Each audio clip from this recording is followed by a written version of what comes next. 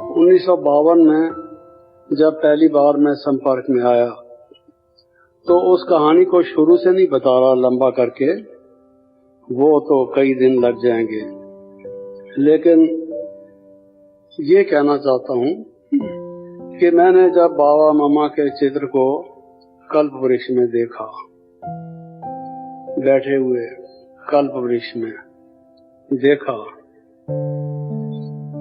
आँख न जाने दिल पहचाने ये सूरीतिया ये कैसी, जैसे वो कहते हैं, मैं आर्गुमेंटेटिव टाइप का व्यक्ति, तर्क वितर्क करने वाला, लेकिन मैं सरेंडर हो गया कि ये मेरे बाबा और मम्मा हैं, कोई आर्गुमेंट नहीं।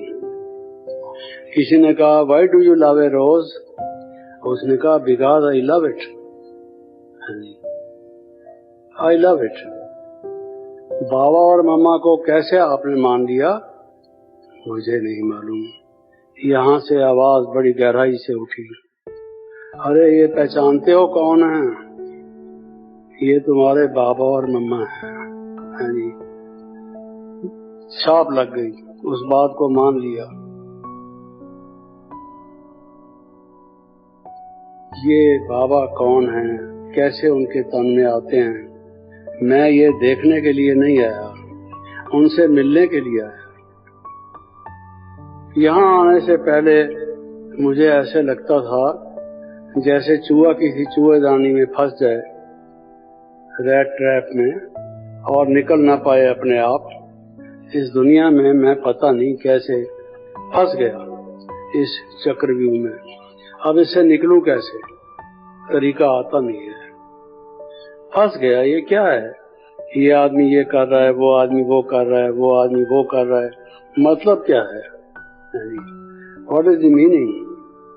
I could not understand. मुझे लगा ये बात क्या है।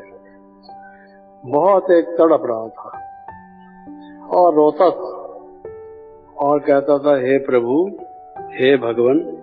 उन दिनों तो यही कहते थे ना हम, प्रभु भगवान इत्यादि। आप मुझे निकालो।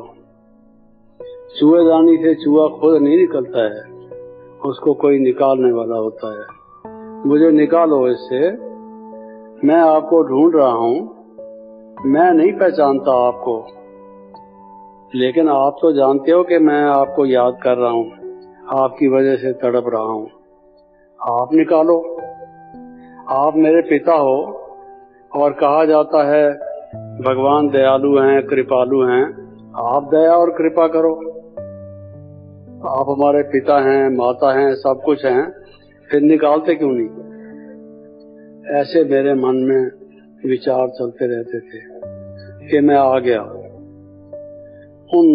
उस बैकग्राउंड से आ गया। उससे पहले का लंबा बैकग्राउंड और है, लेकिन जब आया तो उन दिनों में ये जो ईश्वरीय विश्वविद्यालय था, ये भरतपुर कोठी में था। अभी वहाँ होटल बना हुआ है, उस जगह पर वो था। पहले मैं वहाँ गया। मैंने क्या देखा कि जिसको मैंने कल्प वृक्ष में देखा था, ब्रह्मा बाबा को, तो जो भरतपुर कोठी से नीचे सड़क तक एक सड़क आती थी, क्योंकि ये कोठी बहुत ऊंची थी, उससे सड़क तक आने का काफी बड़ा रास्ता था।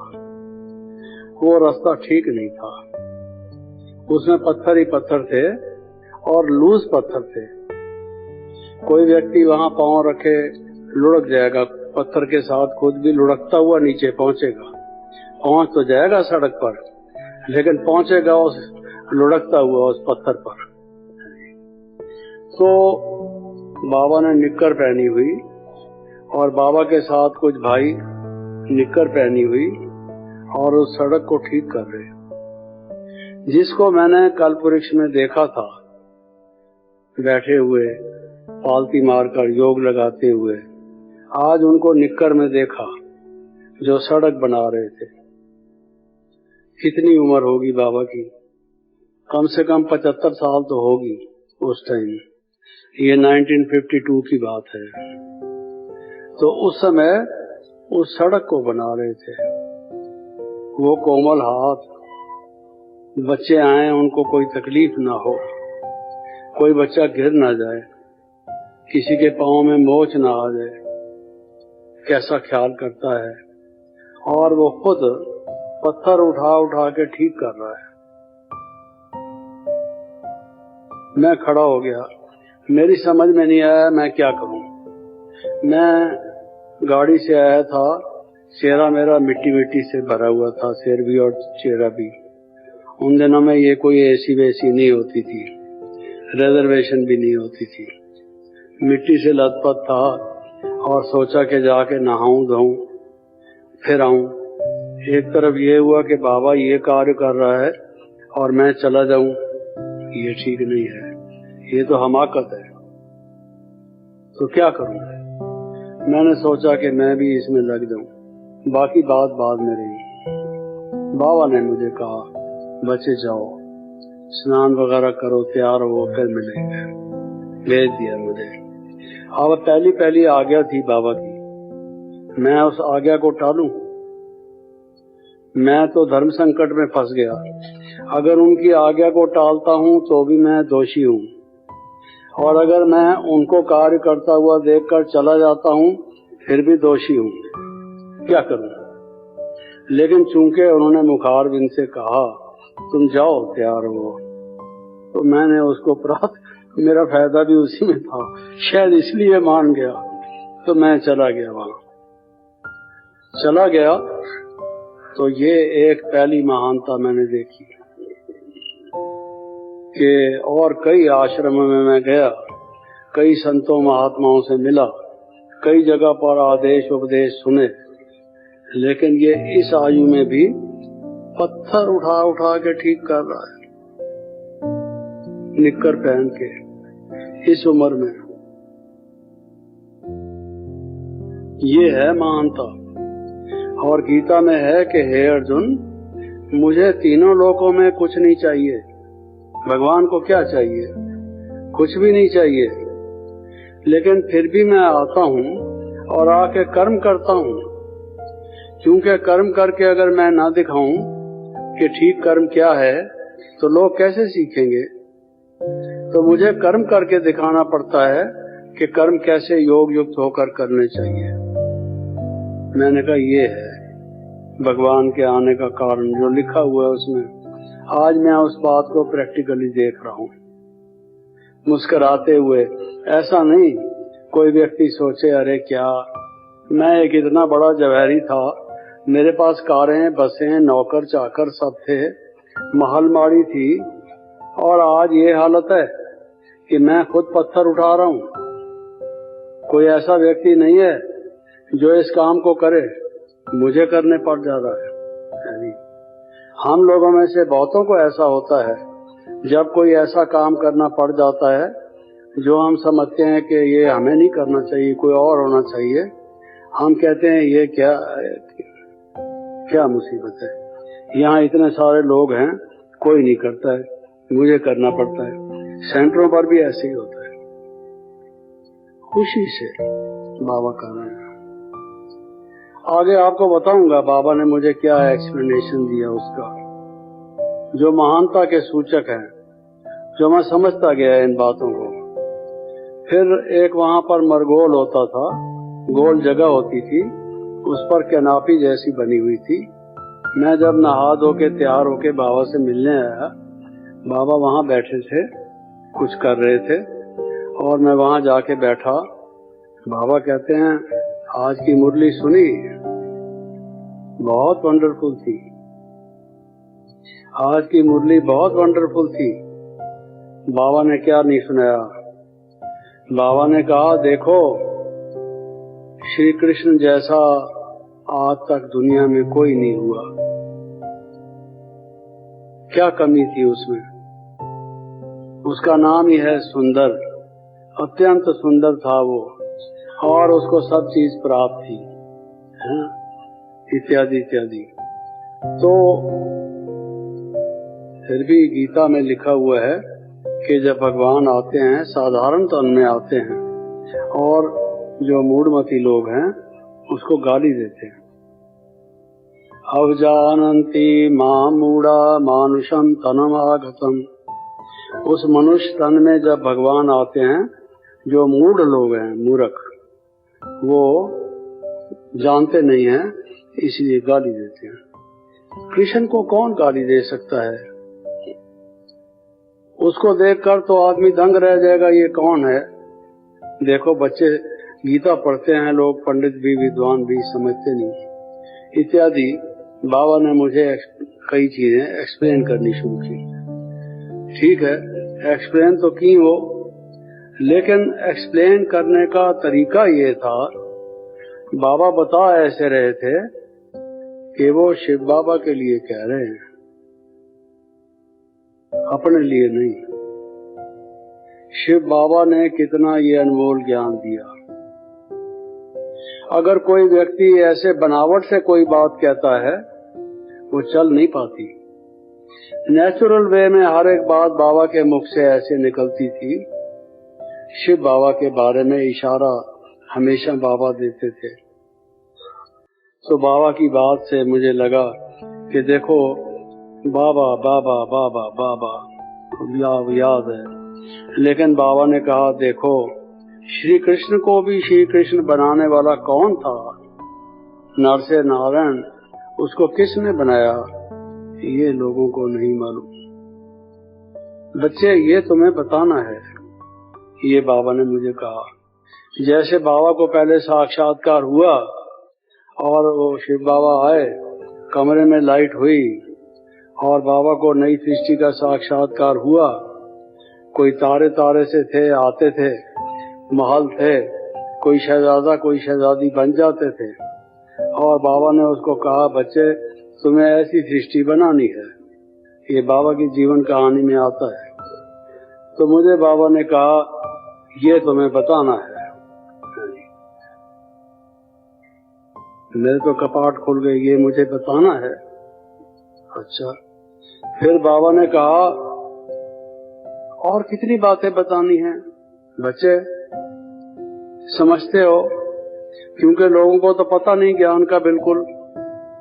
देखो ना, भगवती सीता, उसको कोई अंगुली भी नहीं लगा सकता, बुरी दृष्टि से देख भी नहीं सकता।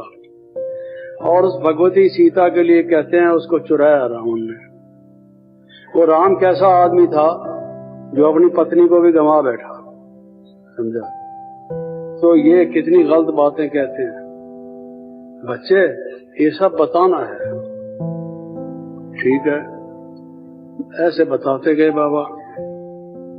मैं कोई डायरी पेंसिल तो लेके बैठा नहीं, डायरी पेंसिल वैसे भी आज तक मैंने रखी नहीं, बुद्धि रूपी डायरी में ही लिखता हूँ सीधा डायरेक्ट। तो सुन रहा था मैं, फिर बाबा ने कहा जब ये सारी बातें लोगों को कहोगे, लाठियां मारेंगे लोग, लाठियां। साथ में ये कह दिया सिर पर तुम्हारे लाठियां मारेंगे। तुम कहोगे राम की सीता नहीं चुराई गई, खुश नहीं होंगे कि अच्छा कैसे आप कहते हो, ये तो अच्छी बात है अगर ऐसा नहीं हुआ। ऐसे नहीं कहेंगे, कहेंगे तुम हमारे शास्त्र का खंडन करते हो। तुम कौन नया आदमी आया, तुम्हें क्या पता है? अरे ऋषि मुनि वगैरह वाल्मीकि जैसे रामायण लिख गए, संत तुलसीदास ने इतनी बड़ी रामायण लिख मारी, पन्ने सारे काले कर दिए जो कुछ भी समझो।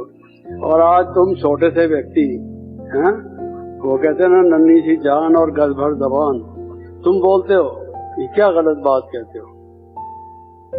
लाठियां मारेंगे, फिर लाठियां खानी पड़ेगी, लाठियां खाओगे। अभी टोली तो बाबा ने खिलाई नहीं थी, पहले लाठियां खिलाने की बात बाबा ने। आपको तो टोली मिलती है, मुझे ऐसे लगा,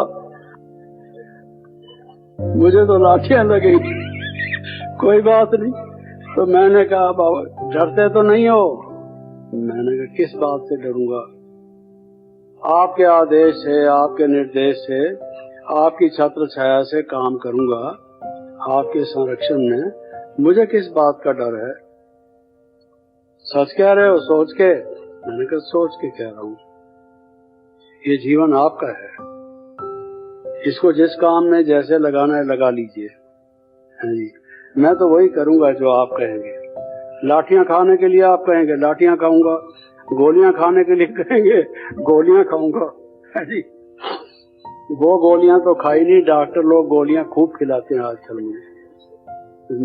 तो बाबा ने कहा लाठियां खानी पड़ेगी। मैंने कहा ठीक है। तो मैंने देखा सत्य, भगवान के लिए कहते हैं सत्यम शिवम सुंदरम, और निर्भय। सारा समाज एक तरफ, सबके सब लोग A to Z कह रहे हैं कि राम की सीता चुराई गई थी। बताइए, झगड़ा ही यहां से शुरू हुआ सारा, राम की सीता चुराई गई थी। और एक है जो कहता है नहीं चुराई गई थी, हम कहते हैं नहीं चुराई गई थी। आम तौर से व्यक्ति की नेचर ये है कि वो पाथ ऑफ लीस्ट रेजिस्टेंस, जिसमें लोगों से संघर्ष कम हो, झगड़ा ना हो, वो बात कहता है। ऐसी बात कोई अजीब आदमी ही कहता है जिससे लाठियां खाने के लिए तैयार हो। ये सत्य कहता है और डरता नहीं है। सेवा का पहले देखा और आते ही बैठते ही ये देखा। ये है सत्य स्वरूप। सारी दुनिया कुछ भी कहे, सारी दुनिया रात को कहे कि अब दिन है, नहीं, अगर वो दिन नहीं है रात है तो हम कहेंगे रात है। ऐसे की तलाश में मैं था। ये ट्रुथ पर्सोनिफाइड, स्वयं सत्य, सत्य स्वरूप है। और सत्य को जानना ये भी एक बात है, लेकिन सत्य को कह पाना ये और कठिन बात है। सत्य को निर्भय होके कह पाना, ये बुजुर्ग व्यक्ति, बुजुर्ग शरीर का, और ये बात को ठीक तरीके से सत्य रूप से कहता है जी, निर्भय होके। ये ग्रंथ साहब है सिखों का, उसमें आता है पहले शुरू में कि भाई वो निर्भय है, भगवान जो है निर्भय है। और किसी मनुष्य को किसी भी परिस्थिति में कोई भी कारण से कभी भी अंश मात्र, लेश मात्र, थोड़ा भी, क्षण मात्र के लिए भी भय हो सकता है। उसको कोई भय नहीं, ये पहचान है उसकी। वो सबसे सामना करने को तैयार है। ये मैंने देख लिया। फिर बाबा से मिलने गए, हमको ले गए फॉर्मली, ऊपर ले गए। ऊपर एक जगह थी, सीढ़ियां चढ़ के जाना पड़ता था, लकड़ी का स्टेयरकेस बना हुआ था, उसमें हम गए। तो बाबा मम्मा बैठे थे, उनसे मिलने के लिए हमको लेवा गए, उनके सामने जाके बिठा दिया। हमको मालूम नहीं था कि इनसे कैसे मिलना होता है। संतों महात्माओं को अपना अपना तरीका होता है, गुरुद्वारे में अपना तरीका होता है, हर एक जगह मिलने जुलने का तरीका अपना अपना है। यहाँ कैसे मिलना है हमको नहीं मालूम, किसी ने बताया नहीं था, गाइड नहीं किया था। हम तो जाके बैठ गए बाबा के सामने। मैं बैठा बाबा के सामने, हमारे साथ 2 व्यक्ति और थे और बहनें थी कुछ। बाबा को देख रहा हूँ, बाबा मुझे दृष्टि दे रहे हैं। क्या हुआ? मैं उड़ गया वहां से। उड़ गया का क्या मतलब? कोई पक्षी की तरह से उड़ गया, छत पार कर गया, वो नहीं। उड़ गया क्या मतलब? मुझे शरीर का रंच भी भान नहीं रहा। मैं कहा करता था, हे प्रभु, मेरे जीवन की वो स्वर्णिम घड़ी होगी, अत्यंत जो मूल्यवान होगी, जब एक तुम, एक मैं, तीसरा न कोई, हम 2 मिलके आपस में बात करेंगे, बैठेंगे, मिलेंगे। मुझे कुछ नहीं चाहिए, क्या तुम मेरी ये इच्छा पूरी कर सकते हो? तुम सबकी इच्छा पूरी करने वाले हो। मेरी और कोई इच्छा नहीं है। मेरी ये इच्छा है कि एक तुम, एक मैं, बस हम दो, तीसरा कोई नहीं। अरे वो आज अनुभव मुझे हुआ, एक वो, एक मैं, तीसरा न कोई। लाइट ही लाइट, लाइट ही लाइट। और ऐसा महसूस हुआ कि जैसे इतनी लाइट मेरे से निकल रही होगी। मैं ये नहीं खास देखा कि मेरे से लाइट निकल रही होगी। लाइट क्या निकल रही होगी, मैं था ही लाइट, स्वयं ही। और कोई और मुझे ख्याल नहीं आया। उस समय मेरे लिए समय कुछ नहीं था, स्थान का मुझे भान नहीं था। Time and space had vanished for me. मैं दोनों से अतीत था। उन दोनों से वो मैं कहाँ चला गया, वो कौन सा लोग था, क्या वजह था, प्रातः थी या सायं थी, मुझे कुछ मालूम नहीं। लाइट ही लाइट था, बड़ा आनंद था, बहुत अच्छा अनुभव हुआ। प्रभु, तुमने पहले ही दिन मेरी इच्छा पूरी कर दी। तू सचमुच भोलानाथ है, अवसरदानी है। तू बच्चों की इतनी सुनता है, मेरी इतनी प्यास थी ये, आज तूने मुझे वो अमृत पिला दिया। ये बाद की बात बता रहा हूँ। जब मैं नीचे उतरा उस वक्त तो ये भी कोई संकल्प नहीं था। वो अनुभव मुझे हुआ। अरे वो कैसा अनुभव था भाई, उसके लिए क्या मूल्य दिया जा सकता है, चुकाया जा सकता है। उससे ज्यादा और बड़ी क्या चीज हो सकती है। कहते हैं अलेक्जेंडर महान हुआ, उसने ये किया वो किया, फलां राजा ये था, छत्रपति था, उसको विश्व का या विश्व के काफी हिस्से का राज हुआ। कुछ भी नहीं हुआ।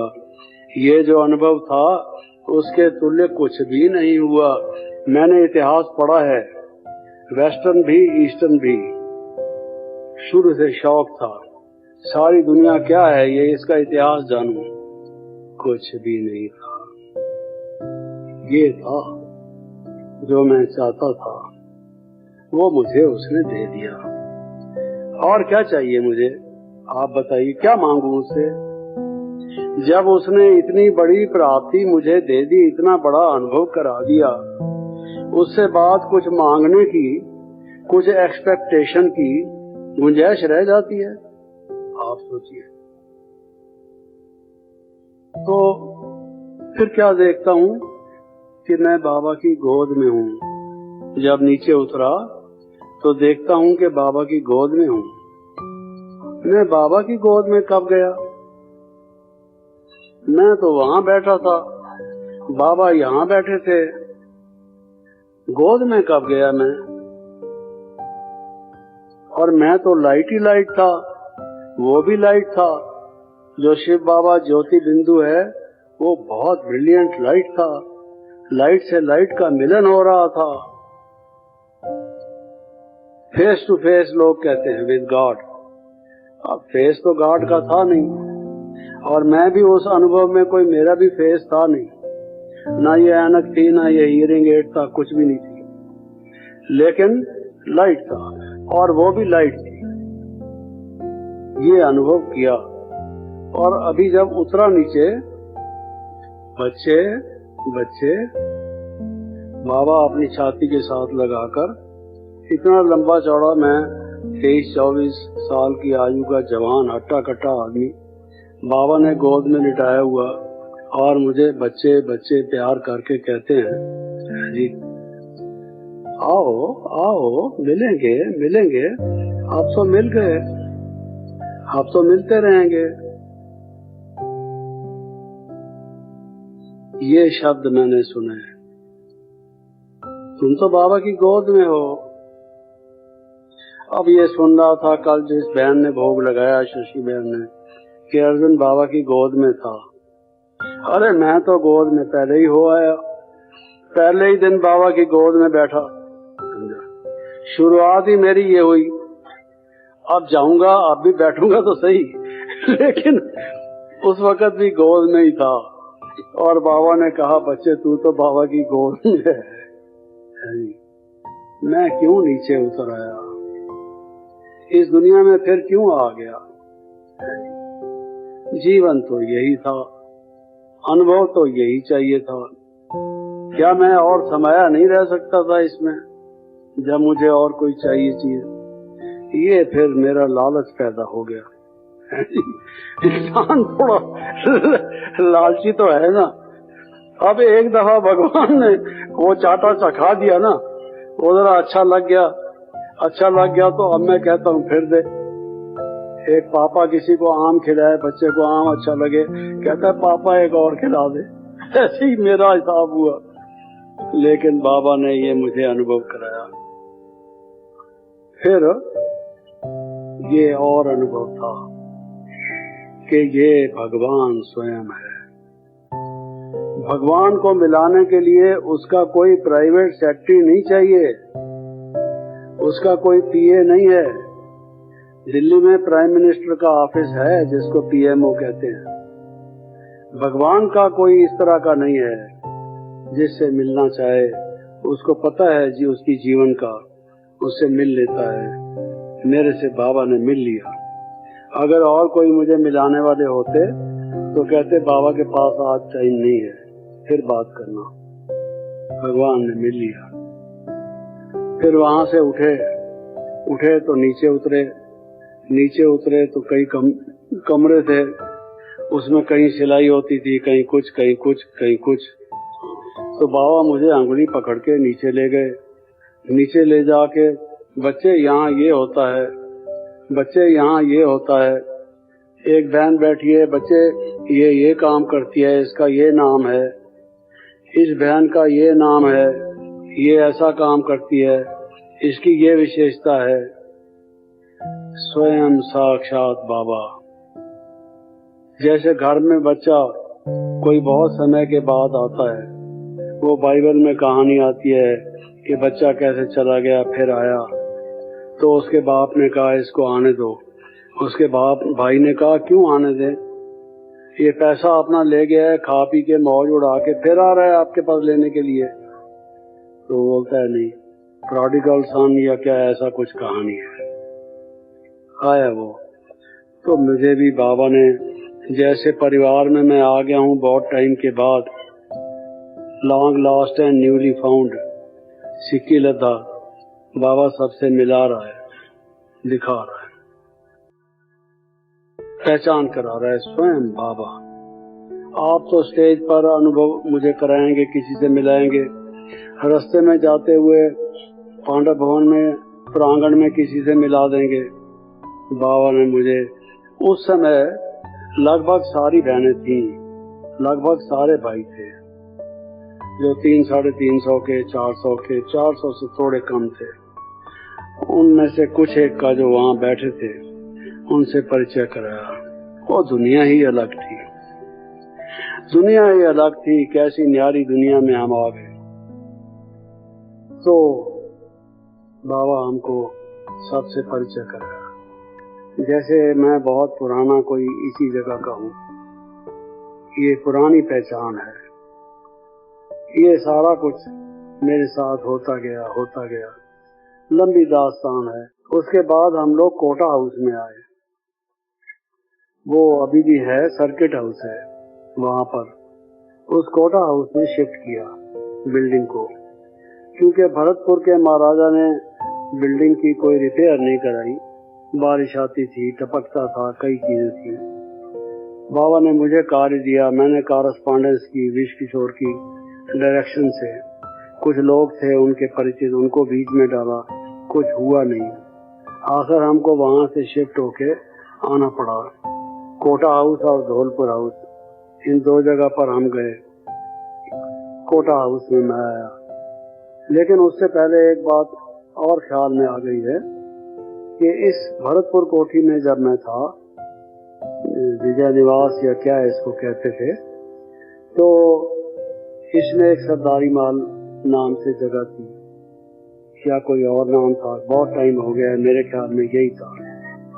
तो बाबा मम्मा उसमें बैठे थे, साथ में मनोहर दादी, कुंज बहन और एक दो और थे, दीदी थी। हम उनसे बाबा से मिले, रात का कोई टाइम था, 10 बजा होगा। तो बाबा ने कहा बच्चे 10 बजा है, अब चलो जाओ रेस्ट करो। बाबा का आदेश हुआ तो हम लोग वहां से उठ के आए, अपनी अपनी जगह पर सब चले गए। उसके पास ही जैसे हम नीचे उतरे तो शुरू में कोई छोटे छोटे कमरे थे, उनके दरवाजे नहीं थे, उसमें पर्दा लगा हुआ था, कमरा साफ सुथरा था, चारपाई वगैरह लगी थी। तो वहां मेरे को जगह मिली हुई थी, अकेला था मैं, तो मुझे रहने को वहां कहा गया था। मैं आके वहां लेटा, लेकिन मुझे नींद नहीं आ रही थी। बाबा बाबा, मैं आ गया, बाबा के पास आ गया। बस वो सरूर, वो नशा, वो खुशी, और मेरे को नींद ना आए उसमें। मैं जाग रहा था, लेटे लेटे लाइट लाइट लाइट, जैसे शरीर है नहीं, ऐसा अनुभव कर रहा हूँ। बाबा की याद होते होते ये मेरी स्थिति हो गई, और उस स्थिति में क्लाइमेक्स की एक स्टेज ये आई कि मैंने कहा बाबा, पास में ही तो बाबा थे और उधर साथ में दूसरी तरफ और लोग रहते थे। तो मैं तो शायद जोर से बोलता बाबा, लेकिन मैंने आवाज दबा दी, दबी आवाज में कहा बाबा, ताकि दूसरे कोई भागे हुए ना आए कि क्या बात है, कौन आ गया इसके कमरे में, जगदीश भाई को क्या हुआ जी। बाबा, जैसे मैं बाबा के बिना रह नहीं सकता, अब उसके बिना मेरा जीवन और कुछ है नहीं, मैं उसी का हूँ, वो मेरा है। छोटा बच्चा जैसे माँ से अटैच्ड होता है, रात को सोता है तो टांग माँ के ऊपर रख के सोता है, कहीं खिसक ना जाए रात को, समझा। ये मेरे काबू में रहे। चली जाती है ना कई दफा सुला के बच्चे को, उसका होता है। तो मेरा भी ऐसे ही था। बाबा, साइलेंस, लाइट, बाबा, क्या देखता हूँ, बाबा आ गए। बाबा आके सामने खड़े हो गए। मैंने लाइट ऑफ की नहीं थी, क्योंकि मुझे नींद तो आ नहीं रही थी, लाइट ऑन ही थी, और उसमें बाबा आके खड़े हो गए, मुझे दृष्टि देने लगे। साक्षात्कार जैसे होता है। बाबा साकार में है, लेकिन साकार में मुझे साकार भी दिखाई दे रहे हैं, लाइट के भी दिखाई दे रहे हैं, जिसको सेमी ट्रांस की आप स्टेज कह दीजिए। दोनों, जैसे वो कहते ना गुरु गोविंद दोनों खड़े काके लागू पाए, तो दोनों ही मुझे जैसे इकट्ठे दिखाई दे रहे हैं, अव्यक्त ब्रह्मा और ब्रह्मा। बाबा मुझे देख रहे हैं, मैं बाबा को देख रहा हूँ, टिकटिकी बांध के। अरे आंखों, बंद नहीं होना आज, ये मुझे अच्छी तरह से निहार लेने दो, जी भरकर देखता ही जाऊं, देखता ही जाऊं। वो गीत है ना, तेरी याद का अमृत पीते हैं, बार बार यही कहता है, तेरी याद का अमृत पीते हैं। तो मुझे भी यही था, देखता ही रहूं, देखता ही रहूं। दिल कहता है बाबा तुझे देखता रहूं, वो भी एक गीत है शायद। तो मैं देखता ही रहा, देखता ही रहा। बाबा मुझे दृष्टि देते रहे, मैं यहाँ होते हुए भी नहीं था। और फिर बाबा बोले, मैं फिर बाद में थोड़ा नीचे उतरा तो सोचने लगा कि ये मैं लाइट का देख रहा हूँ या बाबा साकार में उनको देख रहा हूँ, अपने ऊपर ही सोचने लगा। बाबा को मेरा वाइब्रेशन पहुंचा होगा तो बाबा ने कहा, बच्चे बच्चे अभी ले जाओ, रेस्ट करो, विश्राम करो, सुबह मिलेंगे। अच्छा बाबा, लेट गया मैं। अब मैंने ये एक और अनुभव कर लिया कि योग का कनेक्शन क्या होता है, याद का। उसमें तार कोई नहीं बीच में, लेकिन मैसेज पहुंचता है और वहां से भी मैसेज आता है।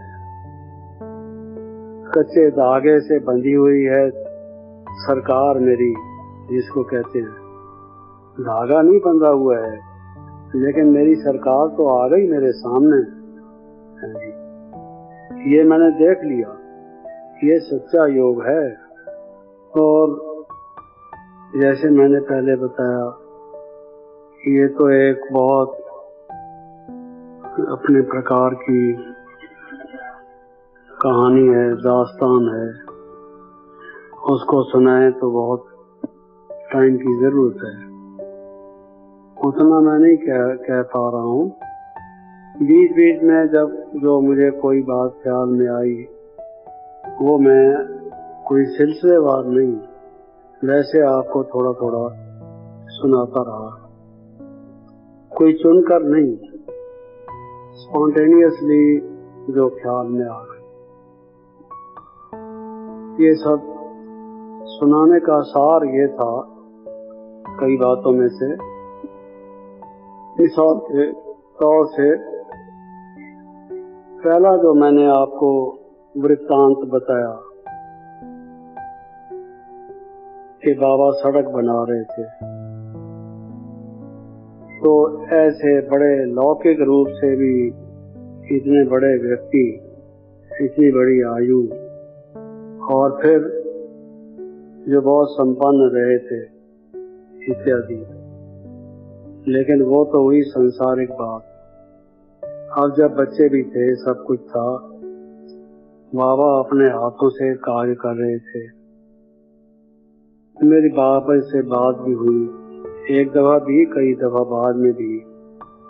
तो बाबा ने कहा, बच्चे मैं अपने शरीर को सफल न करूं, ये तो तन मन धन सब सफल करना है, स्वाहा करना है, दधीची ऋषि की तरह से हड्डी हड्डी देनी है।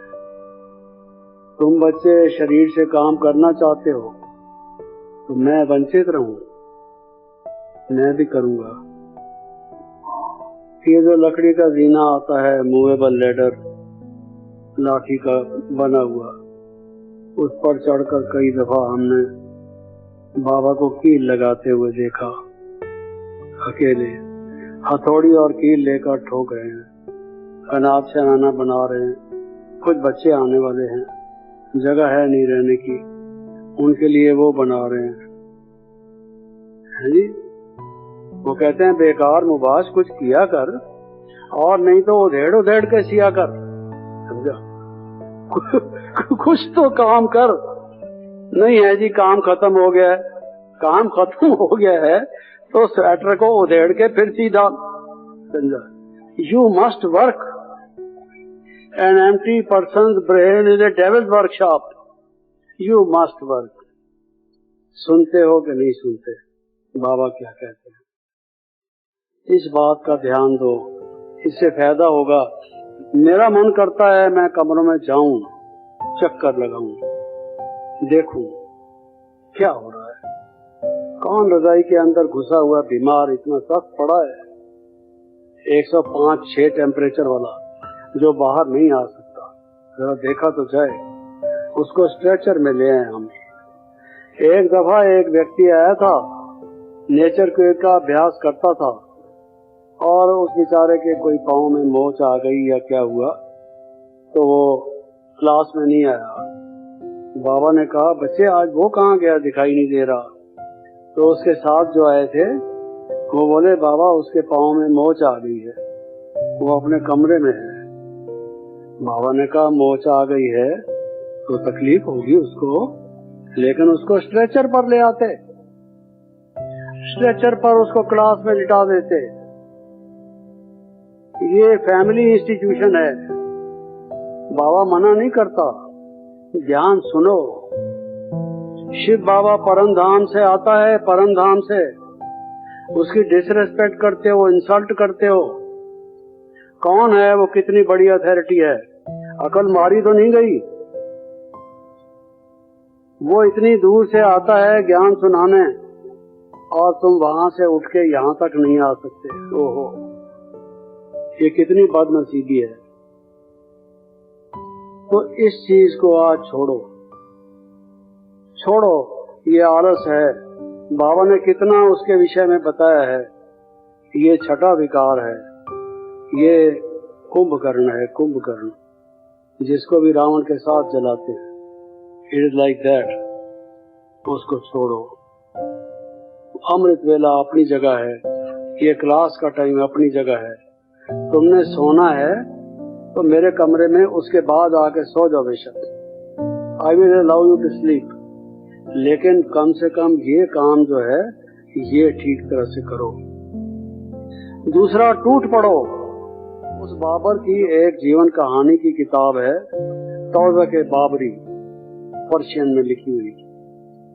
उस तौज़-ए-बाबरी में ये है कि वो लड़ाई हार रहा था। बाबर लड़ाई हार रहा था, छक्के छूट गए उसके। भारत के लोगों ने खूब पिटाई की उनकी। हारता जा रहा था। उसने फौज वालों को इकट्ठा किया। इकट्ठा करके कहता है, अरे फौजियों, ओ मेरे सिपा सालारो, कान खोलकर मेरी बात को सुनो। तोड़ दो ये शराब के प्याले, ये शराब के प्याले तोड़ दो। टूट पड़ो, दुश्मन के ऊपर लड़ो, मरो। अब हमने वापस नहीं जाना जहां से आए थे। मरना है तो यहीं मरेंगे। जी जान लगा के लड़ो, टूट पड़ो। क्या मतलब हुआ? हम भी ये छोटी मोटी बातें इधर उधर की टाइम अपना सारा खराब करके ये प्याले ले रखे हैं। बड़ा हमको अच्छा लगता है, हम समझदार आदमी हैं। क्या समझदार हैं जी? इसको समझदारी कहा जाता है जिससे हम अपना टाइम खराब कर रहे हैं, जीवन खराब कर रहे हैं। टूट पड़ो, मैसेज दो लोगों को, मैसेज दो। जीवन में कोई उमंग उत्साह हो, मरे हुए आदमी की तरह से नहीं। मैं जब यहाँ आता था, चलता था, अब तो तबीयत थोड़ी ऐसी हो गई, मेरे आगे कोई व्यक्ति बड़ा ढीला ढाला चले, टाइम खराब करता था मेरा। रास्ता छोड़ता नहीं है, चलता भी नहीं है, बहुत धीरे धीरे चलता है। मुझे लगता था कि ये मुर्दा आदमी है, लाश चल रही है, लाश। ऐसे ही जीवन में ये रखो, we are messengers, we are crusaders, we have to give this message to so many people. Shiv Baba has given us a mission. We are called upon to do something. You see, are we wasting our time in small matters? ये शराब के प्याले तोड़ दो, टूट पड़ो, लड़ मड़ो। एक टाइम था, हम बैठते थे गाड़ी में कहीं भी, इतने छोटे छोटे से हैंडबिल छपवा रखे थे, वेरी सिंपल, कोई आर्ट पेपर के नहीं, कोई कलर्ड नहीं, कोई ज्यादा ब्यूटीफुल नहीं, सिंपल। उस पे निमंत्रण लिखा हुआ बाबा के बारे में, आ गए हैं वो सुना रहे हैं।